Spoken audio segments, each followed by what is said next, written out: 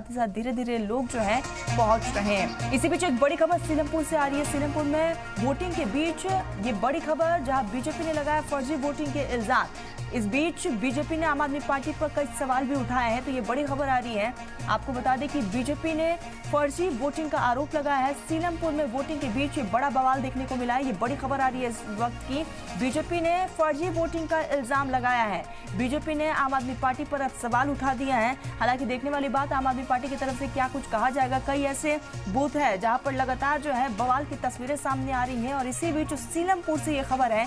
आपको बता दें कि सीलमपुर वो एरिया, संवेदनशील एरिया, जहां पर हाई सिक्योरिटी की तैनाती, ड्रोन कैमरे से बाकायदा निगरानी रखी जा रही है। और ये तस्वीरें आप देख रहे हैं, सीलमपुर में वोटिंग के बीच ये बड़ा बवाल देखने को मिला, जहां बीजेपी ने फर्जी वोटिंग का आरोप आम आदमी पार्टी पर लगाया है। गहमा गहमी जो है वो साफ तौर पर देखने को मिली है। बीजेपी ने आम आदमी पार्टी पर कई सवाल भी उठाए। हालांकि वहां पर कड़े इंतजाम किए गए हैं। लोगों के पहुंचने का सिलसिला लगातार जारी है। सीलमपुर, जहां पर सबसे ज्यादा अब तक वोट हुआ है, आपको बताते चले कि वोट प्रतिशत में सीलमपुर में अब तक जो है तकरीबन 13% से ज़्यादा वोट हो चुका है।